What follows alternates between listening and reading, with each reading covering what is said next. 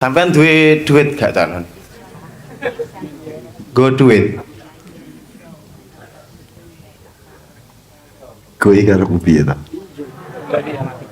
Kowe rada dipikir sik arep omong. Dirasa-rasa sik piye? Karepe piye langsung wae. Jenengan go duit. Piye to kowe iki? Memposisikan dirimu piye to? Werkudara. Aku Bathara Wisnu. Oke. Ngeten. Umpama iki kerdus. Iso apa ora iki kerdus iki amrih eneng duwite. Gek engko duit engko iso diwujudne wit sing iso tukul nggih generasine awake dhewe kabeh iki, nggih anak putune awake dhewe. Pun niku pertanyaan kula, saged napa mboten? Oh maksudmu saiki nglompok duit nggo tuku wit ngono. Nggih, dados wonten teori, wonten praktek. Tempat kita bukan tugas kita. Dan nek aku takoni duit kuwi wah jan kuwi aku tersiksa tenan.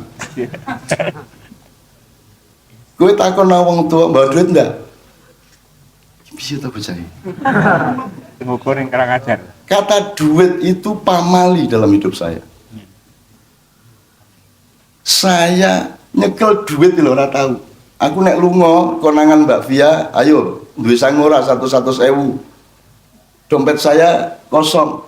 Saya tidak pernah urusan duit di dunia ini, saudara-saudara sekalian. Saya tidak bisa masukin kartu ATM ke lubangnya itu sampai hari ini. Dan saya demi Allah saya tidak akan pernah memasukkan kartu ATM ke dalam lubangnya kecuali Allah yang nyuruh.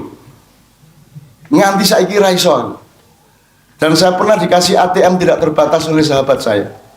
Tidak terbatas. Ini saya dikasih ini ngambilnya berapa? Terserah Cak Nun berapa aja. Ini tidak terbatas dananya. Tak ambil ATM-nya tak, karena dia kasih dengan baik-baik. Ada di dalam plastik gitu kan. Nah, terus tak simpen. 2 tahun kemudian saya cari dia dan saya kasih kartunya tadi dalam keadaan belum saya buka dari plastiknya. Loh Cak, nggak pernah dipakai, nggak pernah saya. Saya nggak ngerti gimana caranya dan saya tidak bisa mengukur berapa yang saya ambil. Gimana caranya saya ngambil? Yang pas itu berapa? Yang kurang itu berapa, yang lebih itu berapa, bagaimana ukurannya? I can do that. Akhirnya saya simpen 2 tahun tak kembaliin mas. Meskipun sekarang kalau ingat gelo juga.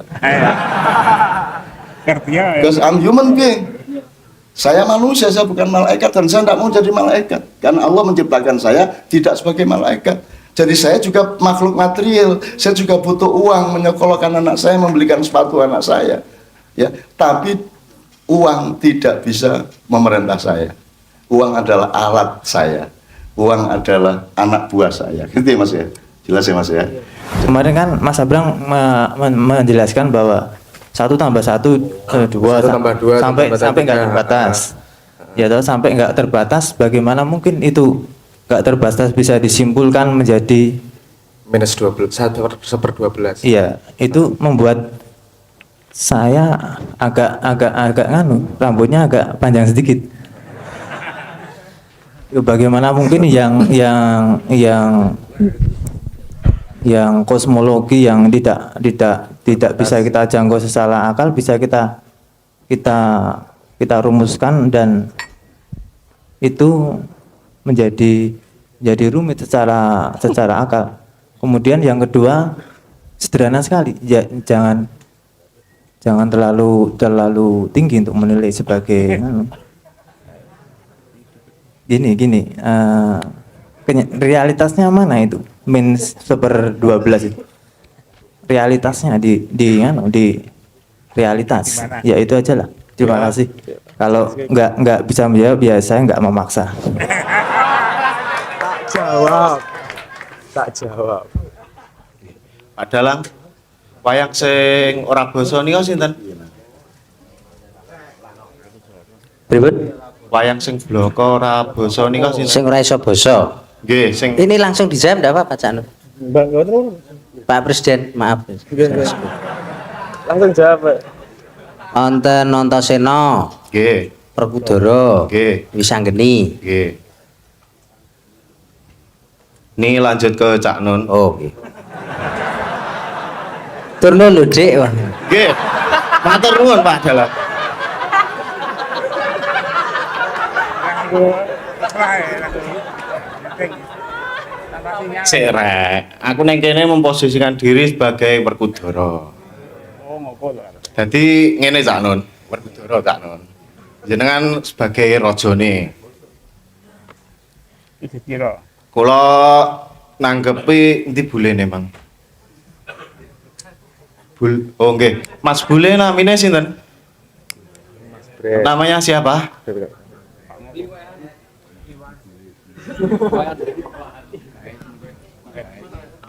Wayan bread, Manbret, wayan, Wayang, wayan, bread, Wayan bread. ya. Nah, saya menanggapi dari Wayan bread tadi yang pembahasannya tadi tentang lingkungan dan untuk kedepannya nggih anak putune awake dhewe rek. Ngeten ndak Nun? Iki mangkan oke-oke teori. Nah, ning kene mang aku ning kono Cak Nun, lungguhku. Mang kerentek atiku setuju karo nggone main bread iki mang. Piye amrih jereke pohon-pohon mangan padha di mang wis langsung dibantah dialih neneng bathik to. Kuwi mau umpama diaplikasikan piye Cak Nun? Nah, iki mang aku tuku kerdus. Ngene Cak Nun. Nun sewu. Sampeyan duwe duit gak Cak Nun? Go duit. Kowe karo piye ta? Kowe rada dipikir sik arep omong. Dirasa-rasake sik. Piye? Karepe piye langsung wae. Jenengan go duit. Piye to kowe iki? Memposisikan dirimu piye to? Werkudara. Aku Bathara Wisnu. Oke. Ngeten. Umpama iki kerdus. Iso apa ora iki kerdus iki amrih eneng duwite. Gek engko duit engko iso diwujudne wit sing iso tukul nggih generasine awake dhewe kabeh iki, nggih anak putune awake dhewe. Pun niku pertanyaan kula, saged napa mboten? Kok maksudmu saiki nglompok duit nggo tuku wit ngono.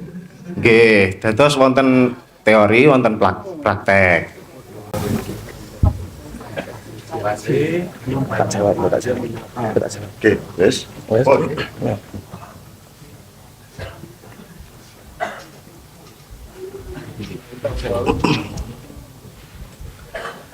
Oke, bismillahirrahmanirrahim. Saya akan jawab pertama. Karena tadi sudah di kaplok ruwet, ini mau tidak mau pertanyaannya rada ruwet ini jawabannya. Pertama, tak saya merespon kardus dulu. Tematik semua mengumpulkan uang untuk membuat sebuah pergerakan itu konsep paling sederhana dan paling singkat. Yang paling susah adalah bagaimana semua orang melakukan dengan tangannya sendiri. Semua orang mengalami. Urusannya itu duit tok loh, jangan lupa. Bukan peduli sama hal itu ya juga yang merusak dalam tanda petik. Kalau saya melihat merusak urusan sedekah dan zakat. Dipikir urusannya edit tok. Tapi ada mekanisme sedekah waktu, sedekah tenaga, ada hubungan antar manusia itu juga penting untuk dialami. Jadi kalau urusannya wit, angel ora tau nandur wit ki. Gampang toh. Kowe nglakoni ning omah lak ya iso toh. Ora usah kudu nyerahke pada satu orang sebuah organisasi. Just kemudian kalau kita ngomong ada pengorganisasian berarti harus ada pembuktian organisasi tersebut berupa pelaporan, berupa pengawasan dan seterusnya. Jadi tambah ruwet yang bisa dilakukan oleh satu orang. Kalau semua orang sudah melakukan terus kemudian terjadi silang sengkarut, baru perlu yang adanya pengorganisasian. Semua ada mulai dari anak tangganya. Kan ngono logikanya. Betul nggak? Saya nyambung ke itu tadi. Piye to kuwi 1 tambah 2 tambah 3 tambah 4 kok sama dengan -1/12. Waktu itu saya mau pengen bercerita begini. Jadi kira ruwet sedikit ya, nyon sewu. Ruwet sedikit. Itu adalah sebuah contoh. Sebuah contoh begini. Maksud saya, kita kadang tidak paham limitasi dari pikiran kita sendiri. Kita gampang ngomong, pakai akal sehat dong, pakai akal dong, mikir loh. Kadang-kadang kita tidak sadar sendiri bahwa mesin kita juga kadang-kadang belum sampai pada sebuah titik tertentu. Nah, nek munggah tonggo kuwi ana anak tangga pertama, ada anak tangga kedua, anak tangga ketiga. Nek munggah gedung kuwi ada lantai 1, lantai 2, lantai 3 dan seterusnya. Ora iso mencolot. Kadang-kadang memang harus ada proses seperti itu dan ada hal-hal yang tidak masuk akal sebelum kita sampai peralatan untuk bisa menjangkau ilmu tersebut. Makanya dulu di Makyahan pernah dikatakan bahwa orang siap menerima ilmu itu ketika dia bisa memformulasikan pertanyaan. Nek dia punya pertanyaan berarti punya kerangka untuk menerima ilmu tersebut. Nek rano pertanyaan apa kalau dia bertanya aja belum bisa, dikandani mesti orang masuk akal. Dulu paling gampang gini, misalnya kasih contoh yang nggak matematis ya. Saya kasih contoh yang ketika kita masih kecil saya minta dibeliin layang-layang. Terus Anda diberi kartu ATM. Nggak masuk akal nih. Bagaimana hubungannya kartu ATM sama layang-layang? Layang-layang itu nggodit orang gue kartu. Anda dikasih cek, nggak paham ketika masih kecil. Anda butuh pengetahuan bahwa ATM itu bisa dibawa, kartu ATM bisa dibawa ke ATM, butuh pinnya, dimasukin pinnya, keluar duitnya bisa dipakai untuk beli layangan. Nah kan ada rangkaian cara berpikir yang kadang-kadang membuat kita melihat sesuatu orang masuk akal. Jadi kalau sesuatu orang masuk akal nih, ada faktor kadang-kadang kita tidak cukup informasinya secara lengkap untuk bisa memakan informasi itu dengan benar, dengan baik. Nah kenapa saya pakai contoh matematika? Iki iso rada sombong, orang sombong sih. Ini sepemahaman saya ya, nyuwun sewu. Ini sepemahaman limitasi pengetahuan saya. Satu-satunya bidang ilmu yang bisa ngomong sampai bukti itu hanya matematika. Lainnya itu nggak bisa ngomong tentang sampai bukti. Fisika sekalipun ngomong pakai rumusnya F sama dengan MA ini bener gini, itu nggak membuktikan bahwa dunia itu benar seperti itu, tapi membuktikan bahwa rumusnya sudah mendekati dengan apa yang terjadi di dunia. Belum berarti rumusnya pasti benar loh, paham nggak maksud saya? Karena ilmu yang lain itu mencoba memandang dunia dan menteorikan yang menciptakan dunia adalah Tuhan, yang menteorikan adalah manusia. Maka yang terjadi adalah pendekatan semakin dekat tanpa bisa benar-benar bisa membuktikan itu adalah ujung dari kebenaran. Kak fisika dari dulu sampai sekarang juga berkembang, semakin benar. Misalnya teorinya Newton bisa untuk menghitung meriam, tapi kalau untuk mensinkronkan jam Anda dengan satelit dan GPS jam iso seragam kabeh, hukumnya Newton nggak bisa, harus pakai hukum relativitasnya Einstein. Apakah Newton salah? Benar, cuman belum kurang presisi untuk sebuah kebutuhan tertentu. Butuh lagi Einstein untuk lebih teliti. Jadi kenapa matematika hanya matematika yang bisa ngomong sampai bukti? Karena matematika diciptakan oleh kepala manusia sendiri. Paham maksud saya? Uteknya menungso sing gawe rumus matematika iki. Ada bilangan rasional, irasional, bilangan transendental, bilangan macam-macam jenis bilangan itu yang menciptakan sing aran manusia sendiri sehingga dia bisa ngurut logikanya benar atau salah. Dan matematika itu bukan kalau matematika itu ngomong bukti, logika itu ngomong operator. Ya iki tambah ruwet meneh iki. Tapi nggak coba saya jelasin. Jadi kalau minus 1/12 piye kuwi buktine kok orang masuk akal. Saya kemarin ngomong untuk bisa memahami itu, aku werung suwe, aku sinau akeh untuk bisa memahami kok iso to masuk akal 1/2 1 tambah 2 tambah 3 sampai tak terbatas itu kok bisa toh hasilnya minus 1/12. Aku sinau dawa untuk bisa memahami itu. Tapi nggak langsung ngomong nggak mungkin biar masuk akal. Karena saya tahu bahwa akal saya kan mungkin tidak sampai. Kalau ada orang banyak ngomong setuju bahwa itu benar, so pengerti aku sing pekok loh, nggak bisa memahami itu. Saya belum lama bisa memahami itu hasilnya minus 1/12. Harus belajar beberapa hal, beberapa disiplin saya perhatikan langkahnya, perhatikan logikanya baru saya paham. Aplikasinya ada nggak? Ada aplikasinya. Tapi untuk memahami aplikasinya di mana juga lagi-lagi butuh pengetahuan. Setahu saya hasil minus 1/12 itu dipakai dalam string teori. String teori ini fisika sing advance meneh iki. Yang akhir-akhir ini. Belum sampai ujungnya. Nah, nek orang masuk akal saya sampai jeledeng sampai cangkemku ngoeh menjelaskan agar masuk akal itu tidak akan bisa juga. Kenapa? Karena bidang rumah pemahamanmu yang punya dirimu sendiri. Ini butuh kaki-kaki untuk memahami gitu. Paham maksud saya? Jadi bener salah ki ojo percaya bener, orang percaya. Tak goleki cara berpikirnya orang itu kok sampai ngomong itu bener gimana sih? Kalau kita sudah bisa menyelami cara berpikir orang yang sudah ngomong itu benar dan kita setuju, kita tidak bisa membantahnya, berarti sejauh ini itu benar, ngono. Paham maksud saya? Bisa ilmu berkembang lebih lebar lagi dan bisa ngomong itu salah di belakangnya. Jadi ojo ngomong gampang ngomong salah maksud saya gitu. Coba dipelajari lebih lanjut, siapa tahu ada kita yang selip. Siapa tahu kita ada yang belum belajar dari sudut pandang orang lain. Dan hasil dari saya belajar kepala banyak orang ini, garis-garis di kepala banyak orang ini yang saya pelajari, saya punya kesimpulan bahwa semua orang itu benar dengan perjalanannya. Cuma dia mandang dari sudut ini, dia mandang dari resolusi ini, dia dari jarak pandang ini. Semua itu punya kebenarannya dari sudut pandangnya. Tapi untuk kelengkapan gambarnya belajar banyak hal. Nah, bagaimana kita bisa meraih infinity tak terbatas itu? Wong tak terbatas kok, bagaimana meraihnya? Nah, aku ngomongnya sederhana, pakai operator. Cara matematika kalau sudah nyenggol tak terbatas, itu sama sekali beda dengan pelajaran kita ketika SMA. Itu wis urusannya logika, wis urusannya piye yo? Itu sudah nggak bisa kita buktikan tak terbatas ki ngene orang ki nggo cara berpikir. Aduh, saya kasih contoh begini. Ada salah satu, ini rodok ngomong ruwet apa ya. Tapi saya pengen menunjukkan alat untuk menembusnya itu seperti apa. Ada pertanyaan begini.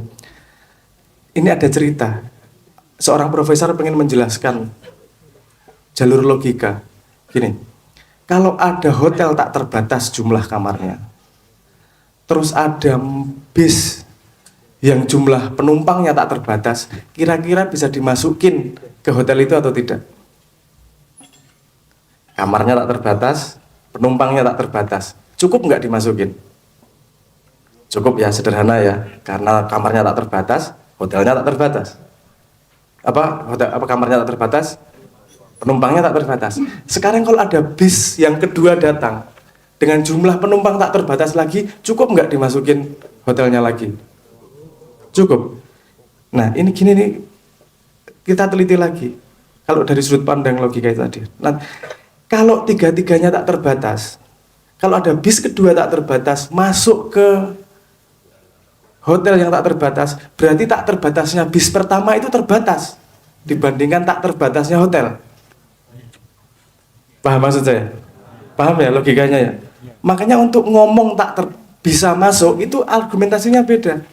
Bisa masuk nggak bisa ngomong hanya bisa gitu aja nggak bisa, harus ada argumentasi logika bagaimana menjalankannya. Itu bisa masuk tapi pakai logika gini misalnya, nanti yang masuk hotel di kamar pertama dipindah di kamar 2, kamar 2 dipindah kamar 3, kamar 3 pindah kamar 4 sampai tak terbatas. Paham ya?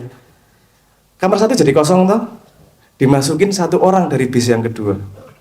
Nah, kita sudah mengetahui sebuah proses memasukkan ke hotel tersebut. Kita baru bisa ngomong bahwa bis kedua bisa dimasukin ke hotel. Kita nggak ngomong jumlah gitu. Kita ngomong sudah masuk kepada proses bagaimana itu bisa masuk. Kita ngomong logika operatornya di situ. Nah, ini memang sangat tidak intuitif matematika kalau sudah mulai ngomong ke tak terbatas. Itu sama sekali cara berpikir yang berbeda. Saya akan menjelaskan yang ini yang tadi kuliah matematika nanti, dan maksudnya itu salah satu bidang ilmu yang dipelajari saja. Ayo kita gali lebih jauh. Kalau ada sesuatu yang tidak masuk akal menurut kita, saya melihat itu sebagai kesempatan untuk belajar. Kalau sampai ada sesuatu tidak masuk akal buat kita, tapi masuk akal buat orang lain, berarti kan ada sesuatu yang kita tidak tahu. Menurut saya itu kesempatan untuk mencari ilmu. Kok iso masuk akal gue kue? Kamu punya ilmu apa? Kamu punya pandangan apa? Kamu punya modal apa untuk bisa melihat itu masuk akal? Kalau saya sudah melihat semua, oh aku paham gue masuk akalnya seperti itu, baru saya setuju dengan masuk akalnya dia. Nah kalau saya prosesnya seperti itu, luwih milih kesadaran wong goblok daripada mencoloti tadi ngerasa ngerti. Jadi ajakan saya tentang minus 1/12 itu ajakan belajar, bukan statement untuk nakut-nakutin. Ajakan ayo sinau banyak hal gitu. Dan kemudian nyambung ke apa namanya, 1 pangkat berapa sama dengan 1, itu juga benar mas, no problem. Matematika tidak akan bisa membuktikan Tuhan. Matematika hanya dari kepala manusia. Kalau kita melihat operatornya, kita melihat cara kerja berhubungan itu tadi, angka-angka, dan kita bisa mendapatkan sebuah cara kerja dan itu menginspirasi hidup kita, wis cukup. Kita tidak akan sampai ujung bener apa ora. Waktu itu kan saya ngomong begini, ini tak ceritain sedikit ya, yang apa namanya, kok pangkat 0 itu tadi. Saya musik edukasi kadang-kadang bercerita, jajal yuk delok urutan manusia, perjalanan perkembangan manusia dari matematika. Saya kasih pertanyaannya gini, jajal ya jawab ya, iseng-iseng ya. Saya kasih 3 angka sama dengan 6. Anda pilih operatornya. Operator itu bisa tambah, kurang, akar, kali, bagi, dan seterusnya. Kalau 3 angka 2, mulai dari 2 aja. 2 sama dengan 6 diapain? 2 tambah 2 tambah 2 sama dengan 6. Masa anak kecil itu simple, tambah-tambahan aja. Pokoknya gini, belajarnya simple. Sekarang 3 sama dengan 6. 3 kali 3 kurang 3 sama dengan 6. Kita mesti belajar cara yang lain. Orang tambah-tambahan loh. Ada mekanisme kali-kalian loh di hidup. Ada mekanisme minus loh di hidup. Gitu ya. Oke. 4 sama dengan 6.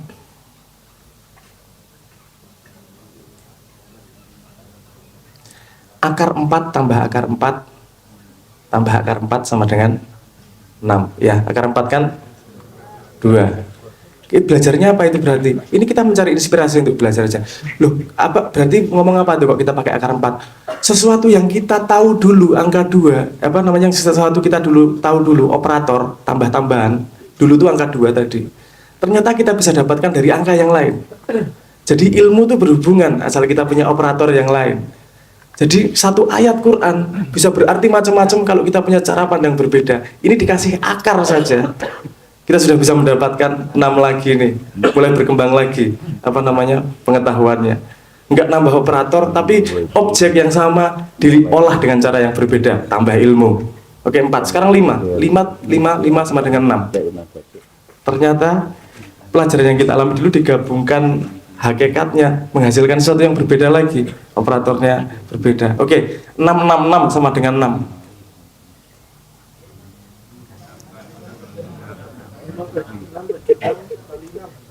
6 bagi 6 kali 6 boleh. 6 kurang 6 tambah 6. 6 ada beberapa jenis jawaban. Kalau kita tambah pinter kadang-kadang lali. Jawaban itu sebenarnya sangat sederhana. Nek wis pinter milih jawaban yang sederhana kadang-kadang gengsi. Bagaimana cara menghadapi ngantuk, turu, ruwet? Bagaimana agar tidak marah? Yo nesu. Bagaimana agar tidak stres? Ojo stres. Simbah sering bilang seperti itu. Kadang-kadang karena merasa ilmunya sudah banyak, jawaban terhadap sesuatu sok-sok pengen ruwet. Dari pelajaran 6 kita tahu bahwa kadang-kadang simple. Jangan terbawa sama apa namanya operator sebelumnya. Oke, 7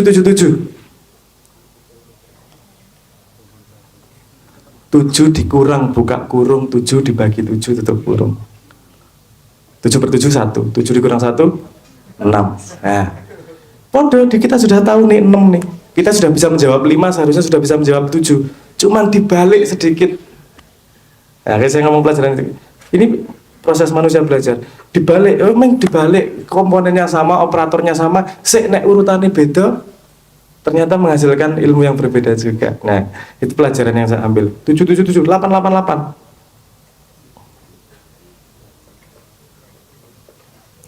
8 akar 3 berapa? Dapat lagi tuh udah tuh. Sederhana tuh. Kita cuman berubah satu komponen aja kita udah dapat lagi 9. Akar 9 berapa? Sudah atau 3? Nah, hidup mengulang-ulang. Nek kalau kamu sudah cukup dewasa, kamu pasti mengalami sekitar 10-12, ada yang 10 cycle-nya, ada yang 12, ada yang 14 tahun. Kamu mengalami masalah yang sama, cuman skalanya berbeda. Coba ingat-ingat apa lingkaran itu. 12 tahun yang lalu kan itu masalah apa? Hakikatnya hampir sama, tapi skalanya berbeda. Kita diingatkan oleh masalah yang sama, cuman harus menghadapi dengan cara yang berbeda. Nah, wis songo-songo toh. KKB sama dengan 6. Ini mau masuk ke bahannya sampean. 1 sama dengan 6. Bicara nih. 1 tambah 1 ditambah 1 jadinya 3, difaktorialkan. Nah, faktorial itu ya, makanya aku ngomong rada rumit, tapi ini apa namanya, moga-moga iso mlebu. Faktorial itu dia dikalikan dengan angka sebelumnya. Kalau 4 faktorial, 4 kali 3 kali 2 kali 1. Nek 2 faktorial, 2 kali 1. 3 faktorial, 3 kali 2 kali 1. Dia cuman butuh belajar dari dirinya yang lebih muda. Ono ilmu, kamu cuma harus belajar dari dirimu. 3, aku belajar dikalikan 2 dikalikan 1 jadinya 6. Sok-sok kowe ora perlu belajar operator baru loh. Kowe sok-sok ora perlu belajar bahan anyar loh. Cuman belajar melihat diri sendiri, pengalaman sepanjang hidupnya, dapat ilmu yang sangat banyak juga bisa. Pelajaran yang saya ambil sampai ke 0. 0 sama dengan 6. Apa? 0 dipangkat 0 itu sama dengan 1 difaktorial lagi, ya toh? Difaktorial lagi jadinya 6. Dari ketidaktiadaan pun, kalau kamu belajar di dalamnya, subsetnya akan mendapatkan ilmu yang sangat banyak. Tapi kita mendapatkan sesuatu, apapun dipangkatkan 0 hasilnya adalah 1. Jadi ternyata kita bisa belajar terhadap apapun, terhadap kekosongan dan keisian yang berbolak-balik di dunia ini hanya dengan melihat sesuatu sebagai apa adanya. Melihat segala sesuatu tanpa ada pangkat, tanpa ada gaya, tanpa ada baju. Dan saya melihatnya ilmunya seperti itu. Jadi saya mengatakan ilmu Anda 1 dipangkatkan berapa aja kan hasilnya pasti 1. Itu kalau orang punya kesadaran itu pasti akan terus connect sama Tuhan. Bagus mas, dan orang salah. Sip. Kalau itu bisa membuat kesadaran Anda terhadap tauhid, dari cekelannya Anda, orang penting bener apa salah artinya seperti itu. Tapi itu menginspirasi Anda untuk menjadi lebih baik. Dan itu yang paling penting. Nah, ini malah pelajaran matematika. Tapi intinya gitu ya. Ilmu yang ada ini, setahu saya, gunakan kalau tidak ada gunanya untuk menginspirasi Anda untuk mendekat lebih Tuhan dan untuk bermanfaat untuk manusia yang lain, rano gunane saampu-ampu ilmu. Hanya dengan angka 1 Anda sudah bisa bermanfaat untuk manusia dan alam semesta. Wis luwih cukup mengenai profesor sing ra nglakoni apa-apa. Menurut saya seperti itu. Top. Satu lagi wis ya, selesai. Oh, sampun. Semoga jawaban saya memuaskan. Matur nuwun. Assalamualaikum warahmatullahi wabarakatuh. Oke teman-teman sekalian, sebelum kita akhiri, saya mungkin belum tahu, belum pernah membaca, belum pernah mendengar, tapi ada ribuan orang berkumpul 2:30 pagi, diuji matematika itu masih on semua. Saya tidak bisa membayangkan ada forum massal yang bisa diajak omong matematika pada pukul 2:30 pagi. Nah, ini kita bisa tarik garis ke macam-macam. Misalnya tadi Mbak Dani mengatakan ada 5 indikator penyebab lupa tadi. Saya ingin bukan membantah, tapi saya ingin mengatakan kepada Anda, tapi tidak harus dijelaskan sekarang. Semakin Anda kurang tidur, semakin kuat ingatanmu. Berbalik dengan teori psikologi. Semakin Anda sering lapar, semakin kuat ingatanmu. Ada teori timur barat yang agak berbeda. Kalau Anda ingin cari buktinya saya. Gitu. Kan saya tidak memenuhi syarat.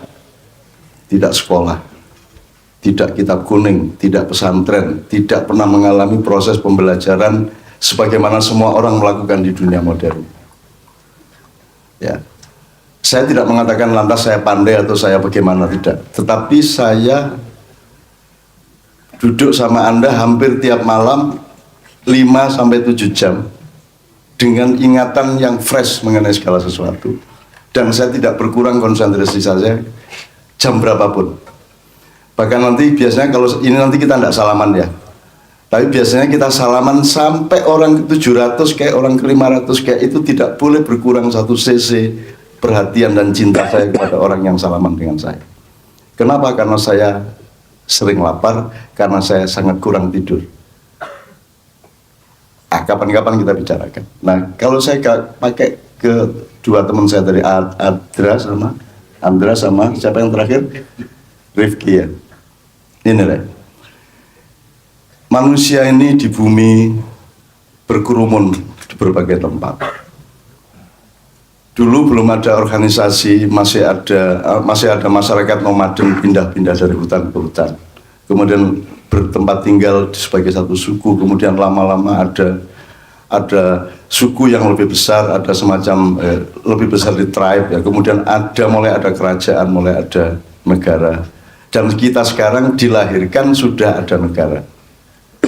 Hidup ini butuh 3 hal Mas Helmi. 1 nizam, nomor 2 tadbir, nomor 3 taksim. Kalau bahasa Arabnya. Ini juga saya minta barusan aja karena ada pertanyaan seperti itu. Artinya tidak ada di teori apapun. Hidup ini 1 ada sistemnya. Nomor 2 ada manajemen di dalam sistem itu. Nomor 3 aplikasi manajemennya itu namanya pembagian tugas, division of labor, division of work, division of doing something, division of deed. Nah, kita sudah terlanjur hidup di satu sistem yang namanya Negara Republik Indonesia. Dengan manajemen yang diatur oleh orang yang kita bayar dan kita pilih untuk menjadi pemerintah. Ya. Kemudian negara dan pemerintah ini melakukan pembagian kerja, ada departemen, ada kementerian. Di dalam trias politika mereka ada legislatif, ada eksekutif, ada yudikatif. Yang Anda semua dan saya tidak termasuk di dalam kamar-kamar pembagian kerja itu. Di luar itu ada organisasi sosial dan budaya, ada ormas, ya, ada organisasi pemuda. Kalau di lokal ada Karang Taruna, ada remaja masjid, agak gede ada NU, ada Muhammadiyah, ada kalau di politik ada parpol, betul enggak? Sudah lengkap Indonesia. Jadi pertama nizamnya sudah ditentukan oleh konstitusi. Nomor 2 nizam itu sistemnya. Kemudian tadbirnya, bagaimana memanage negara sudah dituturkan di dalam draft manajemen government of government ya. Terus nomor 3 pembagian tugasnya juga sudah jelas. Anda semua dan acara ini bersama saya itu tidak ada dimanapun dari pembagian tugas itu. Tidak ada di dalam nizam, tidak ada di dalam tadbir, tidak ada di dalam taksim. Taksim itu division of labor. Jadi kita ini Mas, bukan pemerintah yang ada kementerian lingkungan hidup. Jadi kalau untuk menanam pohon, yang berkewajiban adalah Kementerian Lingkungan Hidup. Mereka yang harus Anda ke kantornya.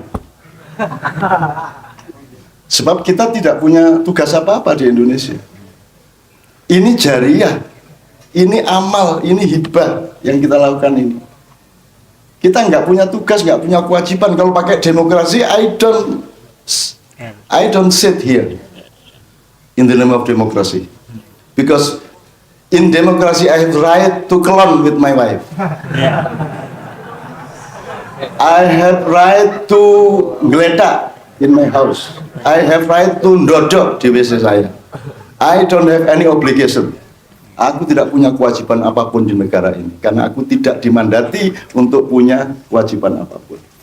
Saya adalah orang yang punya hak karena saya bayar pajak, saya bikin KTP dan saya melakukan semua kewajiban saya sebagai warga negara. Adanya yang pada saya hanya hak. Tapi saya tidak punya kewajiban apa-apa karena tidak pernah dilantik. Meskipun Quran dan hadis sudah ada di dalam hati saya menurut dalam. Nah, jadi teman sekalian, ini saya hargai inisiatif ini, tapi kita bukan lembaga sosial, bukan parpol, bukan NU, bukan Muhammadiyah, bukan kementerian, bukan perusahaan, bukan apapun. Kita ngumpul ini tidak ada yang membiayai, tidak ada yang nyponsori, tidak ada yang nyuruh. Anda tinggal datang, sudah ada lampunya, sudah ada payungnya, sudah ada soundnya, sudah ada yang di depan. Anda tinggal makan. Jangan nuntut kita untuk menjadi perusahaan atau bank atau NU Muhammadiyah yang ngumpulin duit. Nek pancen ngono tak jadi pemerintah. Kan begitu Mas. Jadi semua ada pembagian tugasnya. Kalau jari kelingking tugasnya untuk ngurek-urek kuping. Kalau jempol untuk apa? Untuk menek. Kalau jari tengah lain lagi tugasnya. Terutama yang tangan kiri.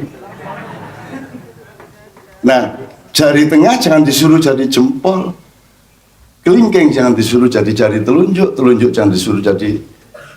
Jadi mari kita berpikir nidhamiyah, tadbiriyah, dan taksimiyah.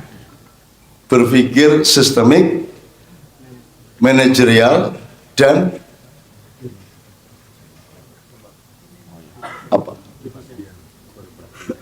Bahasa Inggrisnya apa? Division ini nak diadjektifkan apa itu? Pembagian tugas pokoknya. Division of labor. Division of labor. Kalau memang kita harus ngumpulin duit sini, skala prioritas pertama bukan pohon dong. Palu, Lombok, orang miskin segitu banyak di mana-mana. Ada skala prioritas. Kalian jangan sok heroik terus kita sekarang mentang-mentang Pak Brad ngomong mengenai nanam pohon terus kita ngumpulin duit untuk nanam pohon. Berapa daya kita, dapurmu duitmu piro le? Dikumpul ke saya ini kayak paling untuk wit telu. I think it's not our part to do that. Loh kalau gitu cuma ngomong tok. Loh kalau memang maknya itu nggak boleh ngomong tok, nggak boleh seperti ini, ya nggak usah ada maknya, nggak usah ada tapi 17-an. Mungkin biar aku bisa menawarkan bahwa wes bubar wae rasa, dimana ngomong tok. Teman-teman aktivis kan mengatakan maknya bukan gerakan sosial, ya Bang ya. Gerakan politik ya bukan, gerakan sosial bukan, apapun bukan. Lebih panjang tutu, memang bukan kok. Di Puerto Rico ya enggak cocok karena memang kita tidak setuju dan tidak merasa aman dengan yang sudah ada, dengan negara ini, dengan sistemnya, nizamnya, taksimnya, tadbirnya, dengan konstitusinya. Saya tidak merasa aman, cuman saya ini ngalah orang tak omong ke. Saya bilang sama Pak Ma'ruf Amin kemarin, sama semua kapolda yang selalu datang ke Ma'ian, saya katakan saya ini punya pendapat loh Pak mengenai Indonesia, mengenai NKRI, mengenai UUD, mengenai konstitusi, mengenai Pancasila, mengenai preambul, mengenai amandemen 2002. Saya punya pendapat mengenai bagaimana seharusnya negara berlaku. Saya punya pendapat mengenai pemerintah yang sekarang, yang kemarin, presiden yang sekarang, yang kemarin, yang besok. Saya punya pengetahuan dan pendapat, but I keep silent. Saya menahan diri, tidak saya omongkan karena kami punya teori kalau sesuatu kebenaran tidak kita pastikan menghasilkan manfaat, maka saya simpan dalam hati saya. Pak Ma'ruf saya punya pendapat tapi saya tidak ikut campur. Bayangin kalau saya berpendapat mengenai Pak Ma'ruf Amin nyawa pres, kan mesake. Ingin saya mengungkapkan pendapat saya mengenai. Semalam kita ngomong mengenai Panembahan bodoh, umur tidak sampai 60 tahun, bahkan tidak sampai 55 tahun, dia sudah pensiun dini karena orang Jawa punya ideologi dan filosofi bahwa orang itu harus mendito pada akhirnya. Gajah Mada saja menghentikan dirinya sebagai Mahapati atau Perdana Menteri, kemudian dia mendito. Orang Jawa itu kalau sudah menjelang tua dia mendito. Dia menjauh dari dunia, dia mendekat kepada sumbernya, kepada Tuhan. Itu jenenge mendito. Maka Panembahan Bodo itu adalah Adipati Terung, anak nomor 2 dari Prabu Brawijaya kelima. Dia Panglima Perang Mojopahit, kemudian dia menjadi Panglima Perang Demak.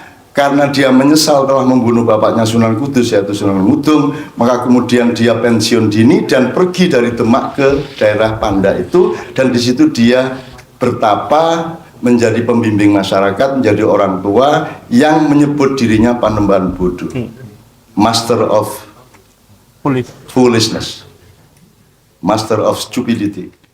Jadi jangan saya dituntut masuk ke dalam nizam, masuk ke dalam taksim, dan masuk ke dalam tadbir, karena memang saya tidak dimandati untuk di situ. Saya hanya melakukan yang saya kira bisa dilakukan, karena ada faktor-faktor dan dimensi dari masyarakat kita yang tidak bisa disentuh oleh masyarakat. Apa ada departemen Tombuati? Tidak ada. Ya, tidak ada. Kita lakukan dikit-dikit. Departemen menata pikiran, apa ada? Apa ada fakultas penataan pikiran? Tidak ada. Ya toh? Nah, kita melakukan yang orang tidak lakukan. Kita nggak ganggu siapa-siapa. Kita tidak mengecam siapa-siapa. Cuman kita melakukan wilayah-wilayah yang orang belum lakukan. Tidak ada universitas sholawat. Tidak ada lembaga penyebaran sholawat. Tidak ada. Jadi saya lakukan semua yang selama ini kita lakukan selama 20 tahun terakhir, terutama perintisan-perintisan banyak hal yang sifatnya kultural, rohani, yang segala macam. Bahkan saya sekali-sekali juga Anda tahu, saya sekali-sekali juga terpaksa turun di dalam keadaan darurat di istana. Ya, saya turunin Soeharto, dan I am the one who tell him to get down. I am the one, not them, not 9 of us. Yang Anda tahu mengenai 9 people who meet Soeharto, itu resepsi pengantin, itu bukan akad nikah. Akad nikahnya sama saya. I'm the one to tell him, ora padaan tidak jadi presiden. And everybody ingat itu semua. Nah, itu bukan tugas, Mas. Itu kemurahan hati saya, betul enggak? Itu sakarep-karepku. Nah, aku ikhlas ya tak lakoni. Saiki nek ono sing memandati aku tak pertimbangke. Aku ora dimandati sapa-sapa kok. Kan gitu. Jadi sudah ada pembagian tugas. Jadi ini saya terima kasih atas saran ini, tapi bukan tempat kita untuk melakukan ini, juga bukan kapasitas kita untuk melakukan ini. Dan sumbangan untuk perbaikan bumi dan manusia itu tidak hanya uang. Makanya ada, kalau ini kan sing jenengi pelem dudu pelok toh. Yang sekarang kita sebarkan adalah kesadaran pelok, kan begitu. Dengan Anda menyadari pelok, maka Anda punya naluri untuk menanamkan pelok menjadi pohon-pohon, bukan Anda mengumpulkan mangga terus dikasih, kan begitu. Jadi saya terima kasih atas saran ini, tapi tolong difikirkan kembali mengenai pembagian tugas dalam kehidupan tadi. Dan Mak Yah ini betul-betul belas loh, Mas, orang jaluk opo-opo, orang no sponsore, tidak ada pendapatannya, tidak produktif secara modern, secara ekonomi, belas ora produktif, ya. Tidak ada pendapatannya, tidak ada. Orang itu opo-opo, orang jaluk opo-opo, orang ngoyak opo-opo lah wis. Nek kuwi orang itu ya wis, aku ya seneng-seneng bae, aku tak kelon. Saya sudah umur hampir 70, teman-teman sekalian, dan saya tidak pernah mendapatkan kesempatan untuk menjadi diri saya sendiri, menjadi seorang bapak, seorang suami. Sangat kecil waktu saya, sangat sedikit waktu saya. Dan istri saya, anak saya merelakan waktunya saya mayoritas dipakai untuk masyarakat.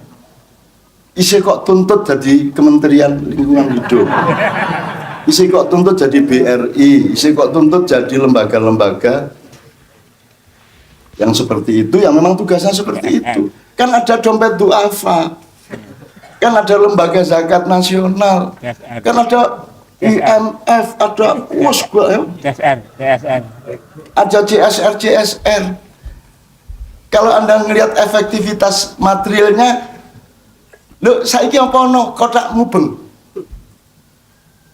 di Mak Yah nih, Mas. Ono, lho minta iuran atau sumbangan dari jamaah aja enggak pernah kok. Gue pengen piro Mak Yah. Di Jombang itu ibu saya Di Jombang itu ibu saya bikin kotak pada suatu dan saya marah dan saya menyesal sampai sekarang kenapa saya marah sama ibu. Bu, nggak usah minta duit ke siapapun. Kalau Allah nggak ngasih biaya, kita tidak melakukan.